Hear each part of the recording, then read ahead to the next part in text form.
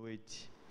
O tema da mensagem de hoje é Jesus e as crianças, lições sobre o reino de Deus. A gente vai falar aí desse assunto tão importante por meio dessa experiência que o Senhor Jesus teve com as crianças, que está lá no Evangelho de Marcos, capítulo 10, a partir do versículo 13.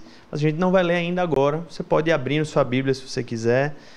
Daqui a pouco a gente vai ler esse texto. Vamos orar antes, vamos nos colocar diante de Deus. Esse é um momento, irmãos, que a gente depende muito do Senhor. Eu dependo, nós dependemos. Se não for o Espírito Santo aqui nos guiando, a gente não consegue nem compreender sobre essas coisas que a gente fala, né? São coisas que entram, mas não vão mudar. Mas se for pelo Espírito, nós somos transformados. Amém? Vamos orar?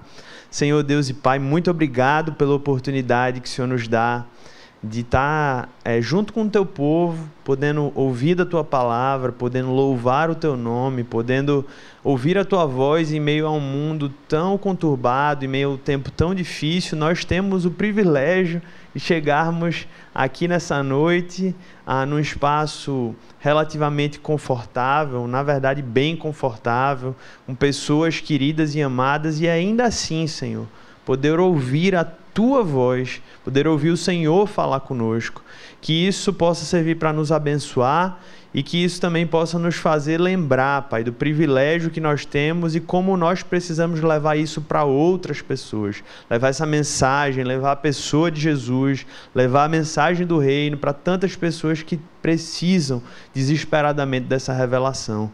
Que o Senhor traga esse renovo, traga esse realinhamento aos nossos corações nessa noite, com salvação, com edificação, consolo e conforto da parte do Espírito. É o que nós te pedimos, em nome de Jesus. Amém. Irmãos, nós como ocidentais do século XXI, a gente tem um costume de associar muito o ensino, o aprendizado, às salas de aula, dos colégios, das faculdades e até da própria igreja. A gente costuma ver aprendizado e ensino muito ligados a momentos como esses, né? E a gente tende a associar muito também aos títulos, aos diplomas que a gente consegue ter aí na carreira. Na pandemia, particularmente, esse padrão foi muito questionado, especificamente, acho que para quem tem filho pequeno, né? Porque a gente começou a perceber a importância de usar de momentos do dia a dia para ensinar as crianças. Lá em casa, se a gente fosse limitar o aprendizado de Malu aos momentos em que a gente tende a reconhecer como momento de ensino, da aula, ela ia aprender 5 minutos por dia e olhe lá, quando ela está afim, né? E a gente pôde perceber que a gente tem que usar de todos os momentos da vida, no banho, no almoço, quando ela está correndo, quando ela está chorando, para ensinar coisas sobre a vida, sobre o reino, sobre a palavra, né? E o que eu quero dizer com isso é que o Senhor Jesus já fazia isso há muito tempo, né? A própria Bíblia já ensina isso há muito tempo, desde Deuteronômio, né? Na própria ensino às crianças.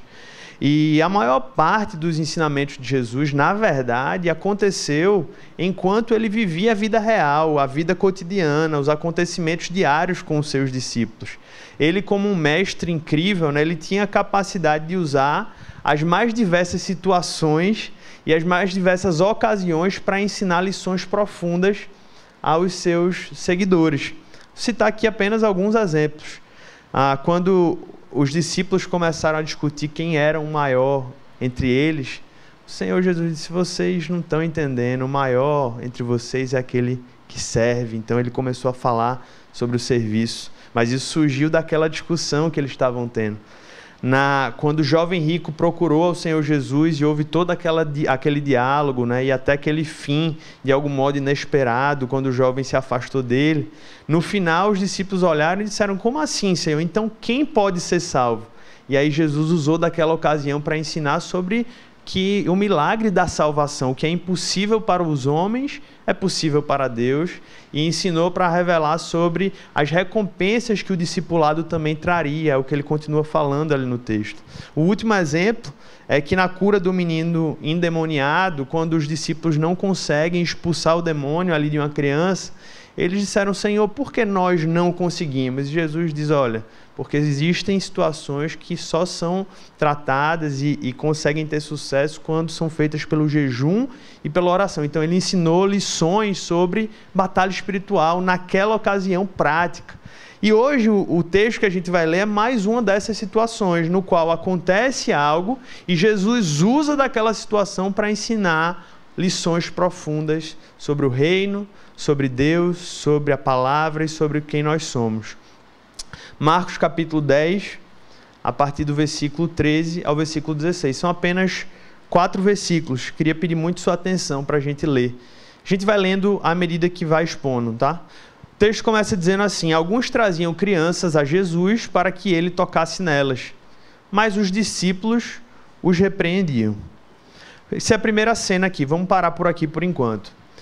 Naquela época era muito comum que as pessoas, os pais, as famílias levassem os seus filhos até os rabis, os mestres de destaque, para que aqueles homens orassem pelas crianças, abençoassem as crianças, e ali houvesse um momento de edificação em relação aos filhos. Apesar de Jesus não ser um rabi tradicional, né, vindo ali da escola dos principais mestres, ele começou a ser visto como um rabi por conta de tudo que ele vinha fazendo. Ele vinha curando pessoas, ele vinha ensinando com autoridade. Então, naturalmente, ele começou a trazer pessoas e fazer com que pessoas o seguissem por tudo aquilo que elas estavam vendo.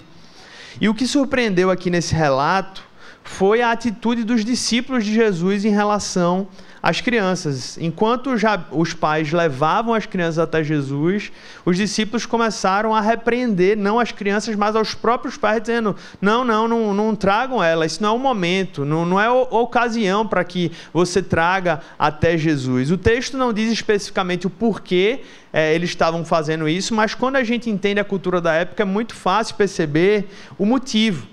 A cultura judaica não atribuía nenhum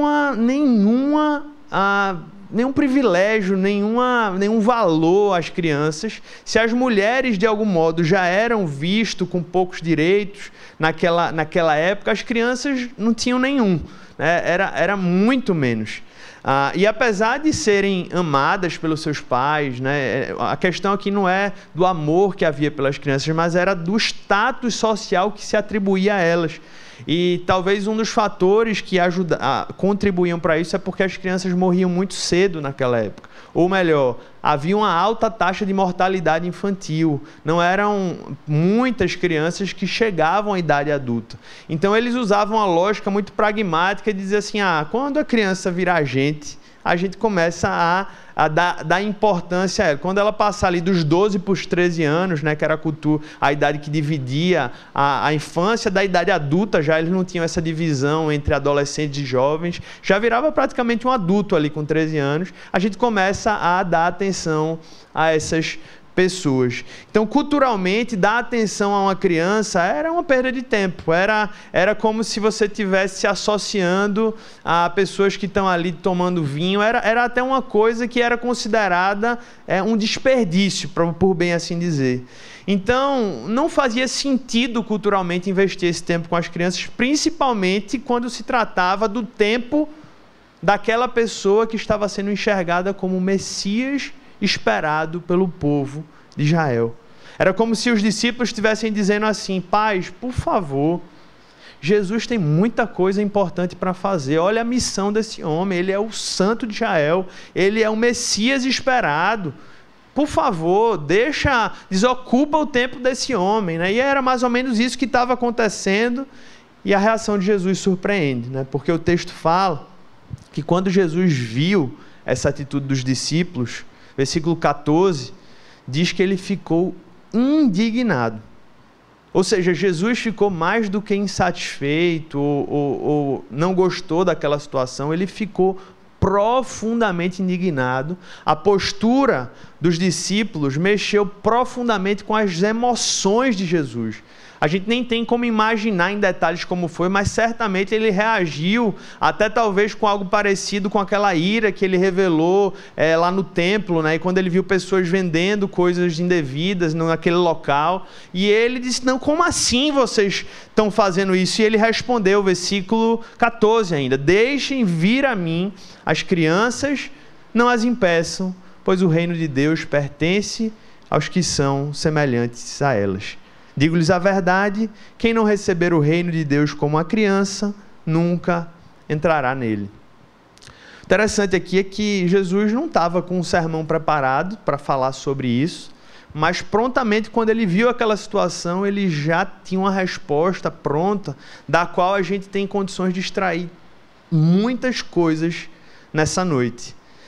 Ao corrigir os discípulos, ele já deixou muito claro que a visão que eles estavam tendo sobre as crianças era uma visão errada, mas além disso ele usou aquela oportunidade para ensinar profundas lições espirituais sobre o reino de Deus.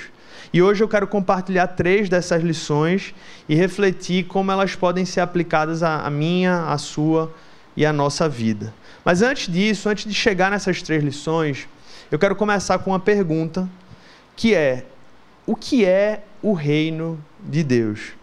Essa pergunta é muito importante, irmãos, porque, primeiro, é a ênfase do texto. Claramente, Jesus usa aquela situação com as crianças para falar sobre as coisas do reino de Deus. Então, ele usa as crianças como um ponto de partida e usa a experiência das crianças para ilustrar verdades espirituais sobre o reino. O segundo motivo por que a gente precisa responder essa pergunta é porque essa era a mensagem principal do Senhor Jesus. Quando ele chegava nas vilas, quando ele chegava nos povoados, quando ele chegava nas casas, quando ele visitava as pessoas, ele vinha com a mensagem que era: arrependam-se e creiam, pois o reino de Deus chegou. Arrependam-se e creiam nas boas novas, porque o reino de Deus é chegado. Você lembra que isso é recorrente nos evangelhos, é constante em várias passagens dos evangelhos. E um terceiro motivo é porque essa é uma das perguntas que talvez eu mais escuto as pessoas se fazerem. Tanto em aconselhamentos como em conversas informais. Curiosamente hoje, creio até uma confirmação dessa mensagem. Quando acabou o culto, uma pessoa veio me perguntar e o tema era esse. Eu nem preguei de manhã, a gente nem conversou sobre isso. E a pergunta girava em torno sobre o que é o reino de Deus. Como é que eu posso entender isso? Uma pessoa que estava ensinando a outras pessoas e lhe perguntava e ela não sabia definir bem o que é isso. Nem eu sei se eu vou ter condições de definir, mas a gente vai tentar buscar entender o que é isso de acordo com as Escrituras. Pessoas perguntam: o reino de Deus é a igreja? E a verdade é que, apesar de a igreja ser um agente do reino, o reino de Deus não é a mesma coisa que a igreja. O reino de Deus é algo mais abrangente. Pessoas perguntam: o reino de Deus é Jesus? E apesar de haver claras identificações, Jesus, na verdade, é o rei desse reino. Então, Jesus não é o reino de Deus.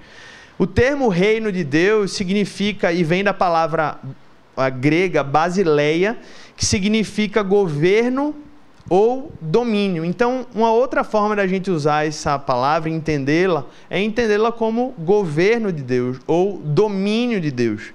E essa noção de reino, ela é estranha para a gente, porque nós somos cidadãos do século XXI que vivemos em democracias. A gente não vive em reinos. A gente não vive em monarquias, ao menos a maioria de nós no século XXI. E Jesus, ao falar essa mensagem, ele não parou para definir o que era o reino de Deus. Você não vai encontrar essa definição nos evangelhos, porque os seus ouvintes já estavam introduzidos a esse assunto. Por isso a gente precisa, para entender essa mensagem, essa palavra e essa frase, esse conceito, a gente precisa se colocar um pouco nas vestes daqueles cidadãos judeus do século I.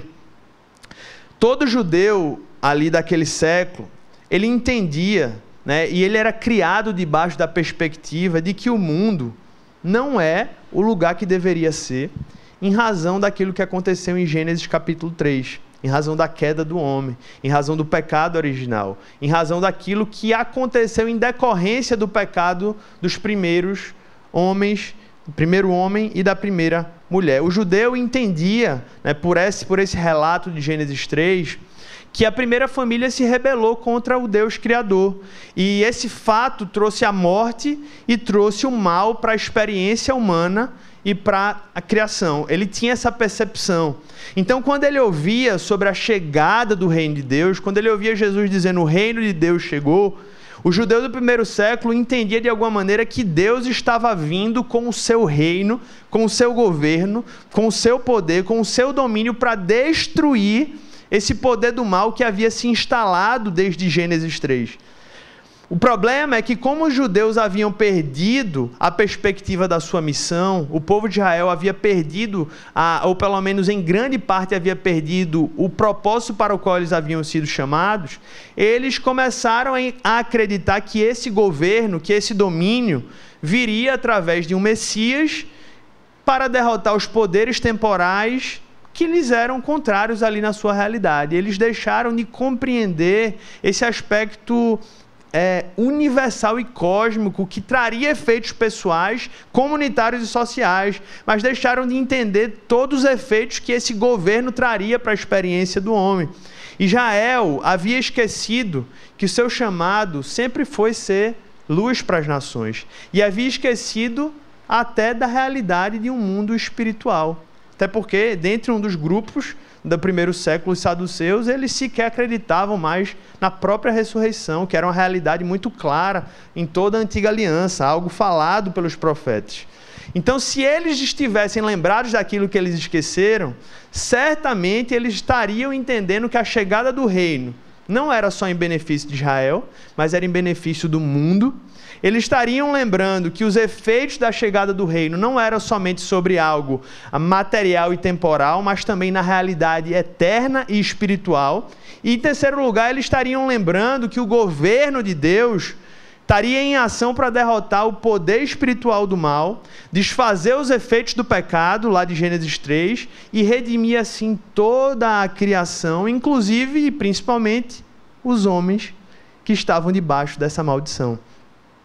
Então, irmãos, a vinda do reino de Deus faz parte da missão de Deus para resgatar e renovar uma criação que havia sido arruinada pelo poder e pelos efeitos do pecado. Não é coincidência, efeito do pecado, que agora passava a ser dominado por Satanás, o rei, do outro lado, não do reino de Deus, mas do reino das trevas. E por isso não é coincidência que o primeiro milagre relatado no livro de Marcos é Jesus expulsando um espírito maligno, porque estava revelando que a primeira obra de Jesus era destruir a obra do mal. Quando Jesus acalma o mar, quando Jesus alimenta os famintos, quando Jesus cura doenças, ele está demonstrando, além de derrotar o poder do mal, o poder para restaurar os efeitos que o pecado trouxe para o mundo. Uma outra pergunta que as pessoas se fazem, ainda falando sobre o que é o reino de Deus, é: o reino de Deus já chegou ou o reino de Deus ainda vai chegar? O reino de Deus já é real ou o reino de Deus é para uma realidade futura? As palavras de um pastor norte-americano, Mark Driscoll, e a gente tem essa frase aí, eu vou pedir para os irmãos para a gente compartilhá-la. O reino, ele é tanto uma viagem como um destino. Ele é tanto uma operação de resgate neste mundo quebrado, como resultado perfeito na nova terra por vir. Ambos já iniciados e ainda não finalizados. É como se essa ideia trouxesse a percepção de que o governo de Deus, esse reino de Deus, ele se inaugurou com a vinda de Cristo. E ele se perpetua hoje no mundo por meio da vida do Espírito em nós, no povo de Deus, que pela fé entrou nesse reino, mas somente vai ser consumado na segunda vinda de Jesus. Isso é tão difícil até às vezes de ser compreendido, que na teologia se diz que é a tensão entre o já e o ainda não. O reino já chegou, mas ele ainda não chegou em sua plenitude. No contexto bíblico, diferentemente do que a gente entende hoje em nossa cultura do século XXI, um rei é alguém com autoridade absoluta, a quem obediência total é devida e de quem, por outro lado, pode-se esperar proteção, auxílio e cuidado. Portanto, a ideia do reino de Deus nas Escrituras é um reino que exige uma submissão ao seu governo e exige que sejam pessoas que desejem viver de acordo com a vontade desse rei, que no reino tem um nome que se chama Jesus Cristo. Então, feita essa breve tentativa de explicação sobre ideias do reino de Deus nas Escrituras, eu quero compartilhar 3 lições que eu acredito que vão ajudar a aprofundar ainda mais um pouco dessa ideia do que é o reino de Deus. A primeira lição, irmãos, é que esse texto que a gente leu, da experiência de Jesus com as crianças, revela muito claramente que todos são convidados para entrar no reino de Deus. Pode deixar só nesse primeiro ponto. Todos são convidados para entrar no reino de Deus. Quando os discípulos impediram que as crianças chegassem até Jesus, o que eles estavam fazendo, em outras palavras, era criando barreiras humanas para pessoas que também eram convidadas para participar do reino. É como se estivessem dizendo com as suas próprias ações: o reino é para pessoas mais importantes do que vocês, crianças. Não é tão fácil chegar até Jesus. É como se estivesse dizendo de alguma outra maneira: olha, o reino não é para todos, não é bem assim, não é do seu jeito, não é tão fácil quanto parece, não é da maneira que vocês estão imaginando. Só que a reação de Jesus desfaz completamente essa ideia. E ele diz: deixem vir a mim, não a impeçam. É como se Jesus estivesse dizendo: vocês estão muito enganados, eu também vim para elas. O convite para o reino também é para as crianças. Na verdade, como se Jesus estivesse dizendo, o convite do reino é para todos. Porque se o convite do reino era até para as crianças, que eram vistas como seres até insignificantes naquela cultura, ele estava dizendo: o reino de Deus é para todos. E os discípulos, sendo judeus do primeiro século, eles foram formados para pensar que o reino de Deus era só para os judeus e talvez mais ainda para aqueles judeus que eram vistos com algum tipo de status, ou minimamente algum status naquela cultura. Mas em vários encontros, Jesus insiste em mostrar que isso não era verdade. E esse convite ficou muito evidente em vários encontros que Jesus teve. Um dos mais evidentes, Jesus conversando com a mulher, e conversando com a mulher samaritana, que eram os inimigos, uma inimiga mortal, um povo que era um inimigo mortal do povo judeu. E Jesus chega para ela e diz: olha, há esperança para você também. Esse reino que eu estou trazendo está acessível a você também. Em outro exemplo, na cura da filha da mulher Ciro-Fenícia, a mulher diz: Senhor, por favor, cura minha filha. Ele diz: não, eu vim para os judeus. Ela diz: Senhor, mas até os cachorrinhos comem ali do pão que cai da mesa. Ele diz: ok, tua fé te salvou, eu vou curar tua filha. E ele mostra, como esse reino era para aquelas pessoas de outras nacionalidades, de outras culturas, de outros contextos. Ele curou os leprosos, que pior do que as mulheres, pior do que as crianças, eles nem podiam circular no meio da sociedade. Eles tinham uma tribo, eles tinham um lugar escondido no qual eles não podiam se relacionar com a sociedade. E agora o texto revela essa experiência com as crianças. Eu vejo 2 aplicações principais para isso, irmãos.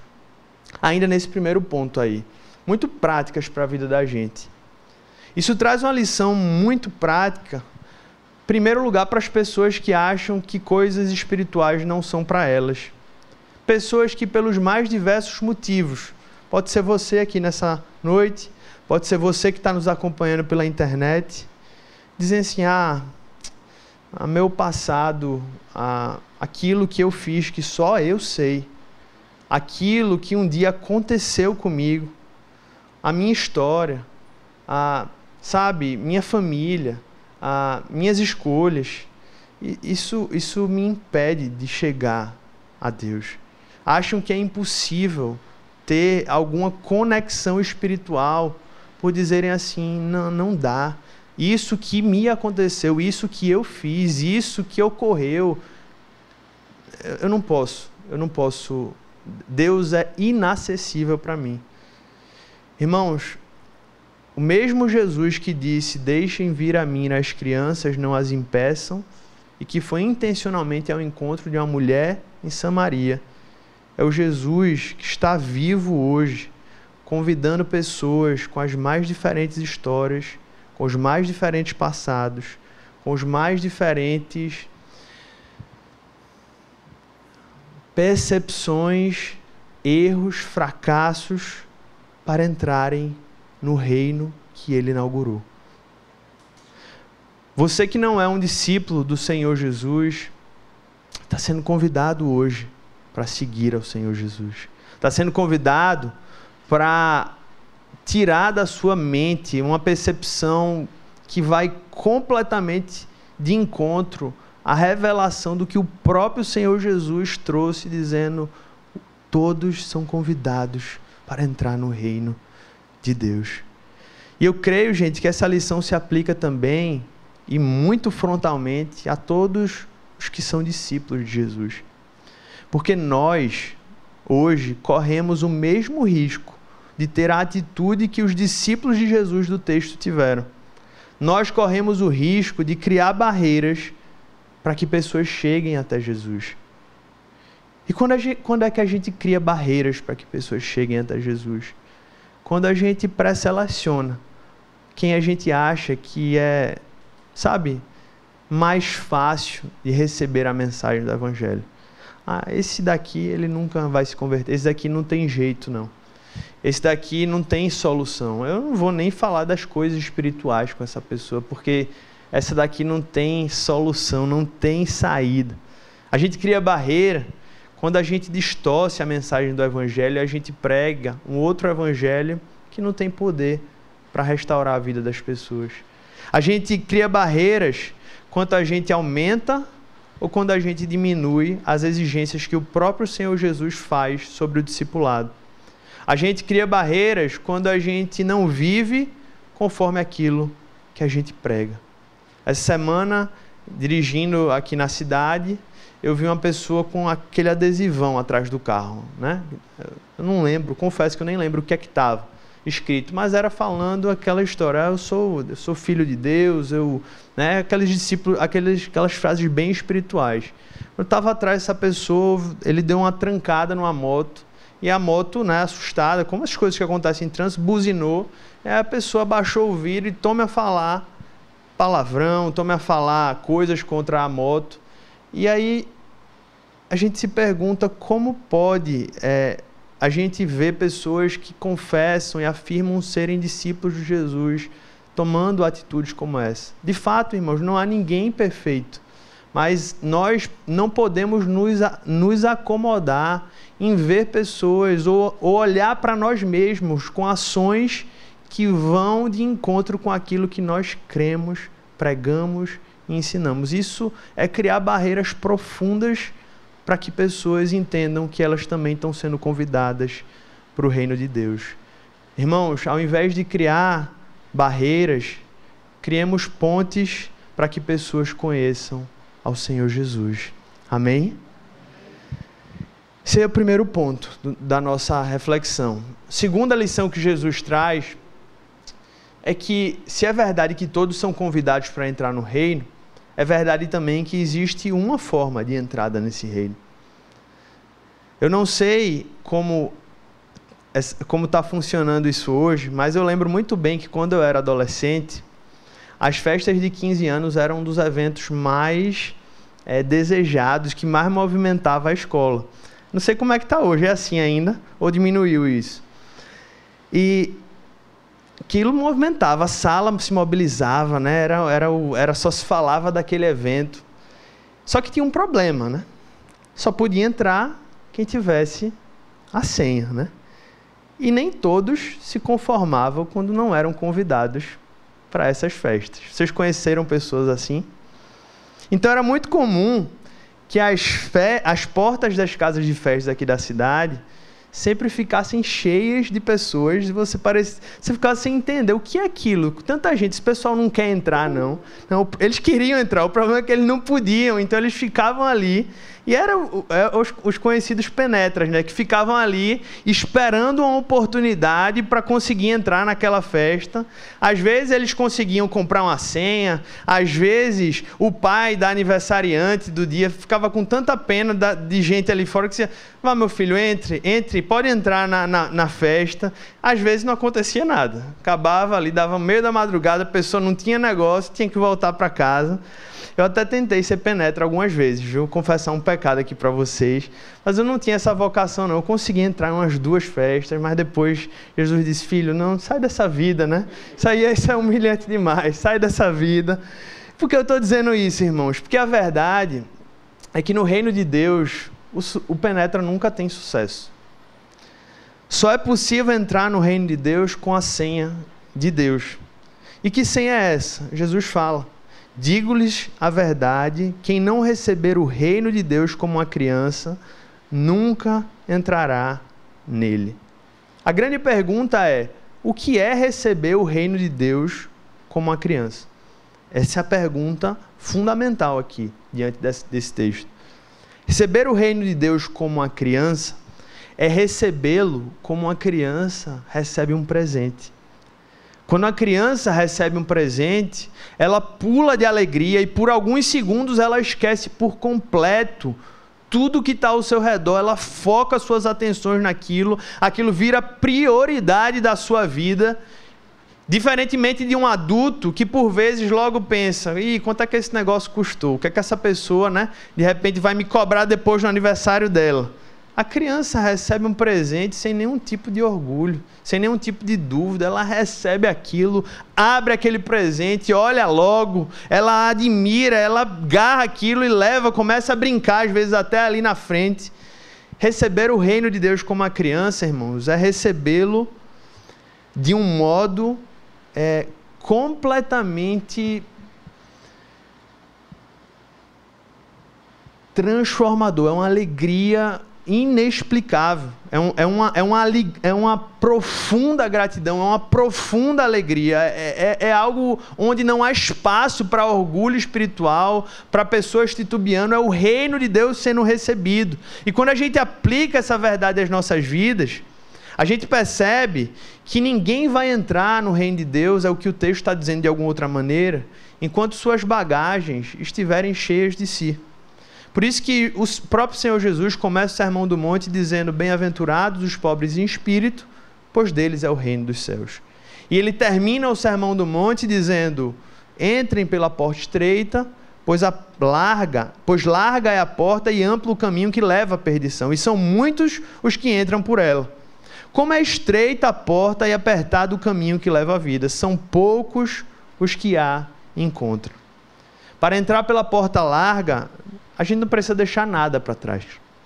É possível entrar com pecado, é possível entrar com a justiça própria, é possível entrar com o nosso orgulho. A porta larga, ela é muito tolerante. E ela diz: seja você mesmo, siga o seu coração, faça as suas vontades. Só que a porta estreita é a porta para quem esvaziou sua própria bagagem, é a porta para quem passou a confiar unicamente na pessoa e na obra de Jesus, e agora disse: eu dependo totalmente desse Deus.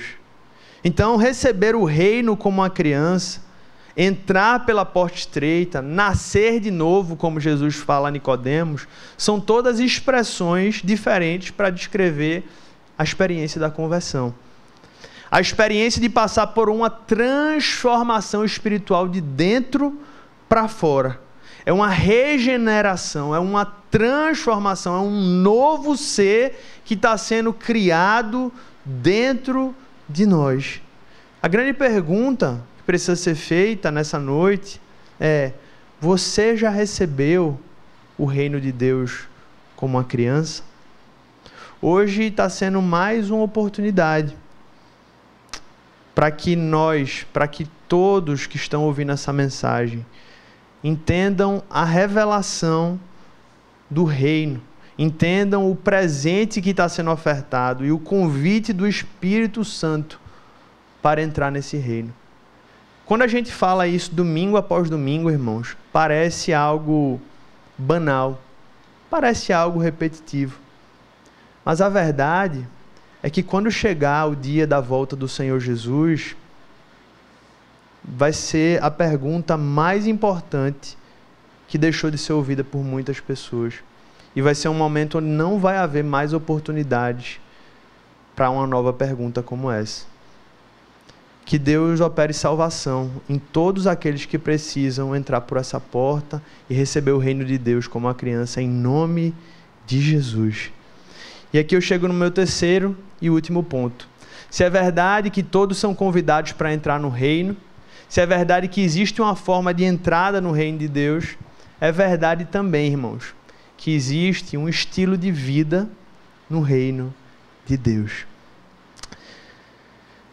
Jesus disse: o reino de Deus pertence aos que são semelhantes a elas. Semelhantes a elas, as crianças. A questão é, a pergunta agora é, o que Jesus quis dizer com os que são semelhantes a elas? Muitos acham que Jesus aqui está destacando a pureza, a inocência de uma criança. Mas, pelo contexto bíblico, irmãos, pela cosmovisão bíblica, não parece que é isso que Jesus tem em mente. A Bíblia não vê a criança como um ser tão puro como nós imaginamos. E quem tem filho sabe que a criança não é tão puro quanto pessoas dizem ser. E Gênesis 8, capítulo 21, fala disso. O texto que talvez deixe mais claro isso. O Senhor sentiu o aroma agradável e disse a si mesmo, isso foi depois do dilúvio: nunca mais amaldiçoarei a terra por causa do homem, pois o seu coração é inteiramente inclinado para o mal desde a infância. Irmão, certamente o pecado da criança ela é potencializado à medida que ela vai crescendo, sem dúvidas. Mas a verdade é que a criança já nasce em pecado. Todos nascemos em pecado. Então, o que Jesus quis dizer, então, em ser semelhante a uma criança? Jesus quis destacar, acredito eu, a dependência de uma criança. Porque ser criança é depender de outra pessoa para viver. Não existem crianças independentes. Uma criança depende de alguém para ir e para vir. Uma criança depende de alguém para escolher, para planejar, para se sustentar. A criança vai à escola porque o pai ou a mãe a leva. Uma criança come porque alguém a serve ou preparou aquela comida. Uma criança vai ao médico porque os pais agendam. E curioso, isso é uma das mudanças duras, né? Quando você casa, ninguém mais agenda médico para você. Você tem que agendar os seus médicos. Então é uma marca disso, né? A criança toma banho porque os pais lembram que ela precisa tomar. Ou às vezes empurram ela num banheiro. Então a criança é um ser extremamente dependente, meus irmãos. E apesar de mudanças acontecerem com o crescimento, a dependência sempre perdura, mesmo que em situações distintas. E em todas essas fases, a criança é um ser que confia profundamente nas escolhas daqueles que cuidam dela, normalmente os pais, e não duvida das intenções e do amor que os seus pais têm por ela. Da mesma forma, é o que Jesus está querendo dizer, deveria ser com os discípulos dele, daqueles que são convidados para entrar no reino de Deus. Porque o reino de Deus pertence àqueles que, como crianças, são completamente dependentes de Deus. O estilo de vida do cidadão do reino de Deus é a dependência intencional e a confiança plena no Rei Jesus. E essa dependência não é apenas um conceito, mas ela deve ser provada na vida real. E eu vou tentar citar algumas coisas práticas do que me parece que essa dependência pode refletir. Irmão, ser semelhante a uma criança no reino de Deus é seguir a compreensão, ou melhor, a orientação de Deus, mesmo sem compreender essa orientação em muitos momentos. E em cada uma dessas aplicações aqui, eu vou citar um exemplo bíblico, para que a gente não ouse dizer que isso não é possível para nós. E quando eu falo isso, eu lembro de Abraão. Abraão ouviu a voz de Deus, disse: Deus, eu vou levar Isaac para o monte. Abraão sequer perguntou, ele disse: ok, eu vou lá. Dependência de Deus. Ser semelhante a uma criança no reino de Deus é perseverar na oração, mesmo diante de situações impossíveis aos olhos humanos. Eu teria vários exemplos para lembrar, mas eu lembro de Ana, mãe de Samuel, desenganada, estéril, que era machucada por outra mulher que podia ter filhos e ela não podia, e Ana não desistia, Ana orava, Ana intercedia, até um dia que a Bíblia diz que Deus ouviu a oração de Ana, e Ana gerou um filho, e o seu filho foi um dos maiores profetas da história de Israel. Ser semelhante a uma criança no reino de Deus, em terceiro lugar, irmãos, é fazer planos sempre sujeitos à vontade de Deus, reconhecendo que a última palavra não é a sua, não é a minha, mas é do Senhor. Aqui eu não vou usar um exemplo de uma pessoa, mas eu vou usar um versículo de Tiago que resume isso. Tiago capítulo 4, versículos 13 a 15, quando a Bíblia diz: ouçam agora vocês que dizem, hoje ou amanhã iremos para esta ou aquela cidade, passaremos um ano ali, faremos negócios e ganharemos dinheiro. Pessoa que está vivendo sua autonomia, está vivendo de forma independente. E aí Tiago olha e diz: vocês nem sabem o que lhes acontecerá amanhã, que é a sua vida. Vocês são como a neblina que aparece por um pouco de tempo e depois se dissipa. Ao invés disso, deveriam dizer: se o Senhor quiser, viveremos e faremos isto ou aquilo. Dependência de Deus. Quarto lugar, ser uma criança como uma criança no reino de Deus é ter a convicção, irmãos, de que a gente só está vivo hoje. Você só está sentado aí na sua cadeira respirando agora, por causa da graça e da misericórdia de Deus sobre a sua vida. É o que Jeremias entende em Lamentações e diz: as misericórdias do Senhor são a causa de não sermos consumidos, porque as suas misericórdias não têm fim. Ele entendia a dependência profunda, que bastava só um sopro de Deus para a vida acontecer e um comando de Deus para a vida se esvair. Quinta aplicação, a experiência de uma criança no reino é viver de forma contente, independentemente das circunstâncias. E isso talvez seja um dos graus mais avançados da dependência espiritual. E foi isso que o apóstolo Paulo aprendeu. Filipenses capítulo 4, versículos 12 e 13. Aprendi o segredo, sei o que é passar necessidade e sei o que é ter fartura. Aprendi o segredo de viver contente em toda e qualquer situação. Seja bem alimentado, seja com fome, tendo muito ou passando necessidade. Tudo posso naquele que me fortalece. A dependência dele não estava em si, estava naquele que o fortalece. Tudo posso naquele que me fortalece. Penúltima aplicação, sexta, de como é ser uma criança no reino de Deus, é ser generoso com os seus recursos materiais.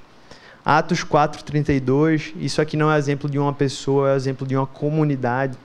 A Bíblia fala que a igreja primitiva, sobre a igreja primitiva, da multidão dos que creram, um era a mente e um o coração. Ninguém considerava unicamente sua coisa alguma que possuísse, mas compartilhavam tudo o que tinha. Generosidade profunda.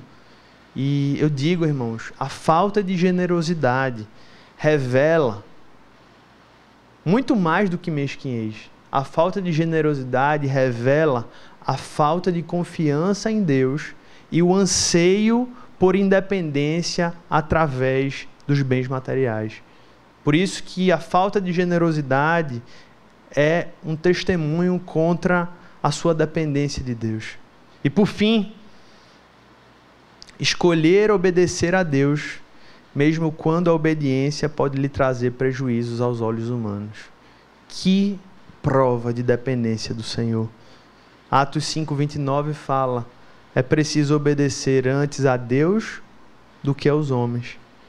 E o próprio Senhor Jesus experimentou sendo Deus dessa experiência. Quando ele estava no Getsemane, em Mateus capítulo 26, e ele disse a Deus: meu Pai, se possível, se for possível, afasta de mim este cálice. Mas ele conclui dizendo assim: contudo, não seja como eu quero, mas sim como tu queres. Dependência radical de Deus. Ele queria outra coisa. Aquilo, a cruz, seria muito difícil para ele. Mas ele escolheu obedecer a Deus, obedecer ao Pai, seguir os passos, apesar do que aquilo lhe traria. Isso é um sinal profundo de dependência de Deus. Então eu concluo, irmãos, lembrando que hoje a gente aprendeu 3 lições.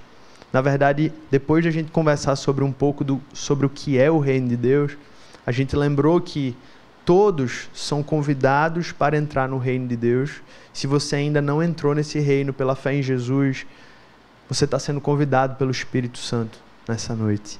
Segunda coisa, que a gente aprendeu que existe uma forma de entrada no reino de Deus. E nós aprendemos, por fim, que existe um estilo de vida no reino de Deus. Não se admite no reino vários estilos, várias maneiras ou vários caminhos. Existe um modelo para o discípulo.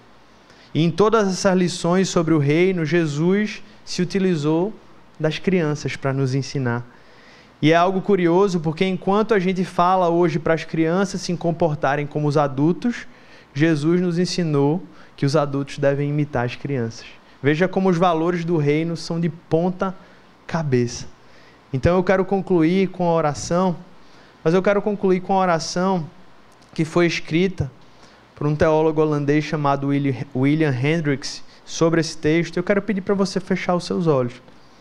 Eu queria pedir para você ouvir essa oração e você fazer essa oração, se você assim deseja também, entrar nesse reino, se você assim deseja permanecer nesse reino, perseverar na vida desse reino. Esse é um convite para todos nós. E ele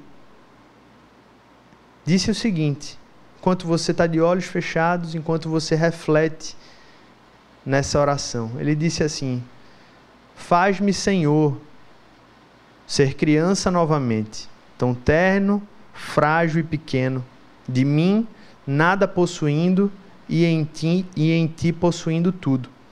Ó Salvador, faz-me pequeno mais uma vez, para que eu possa crescer em humildade, e restaure neste meu coração aquela fé de outrora.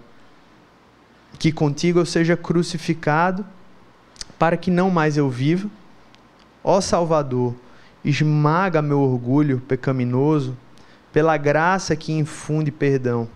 Faz-me, Senhor, faz-me, ó Senhor, uma criança novamente, obediente ao teu chamado, de mim mesmo nada possuindo, e em ti possuindo tudo.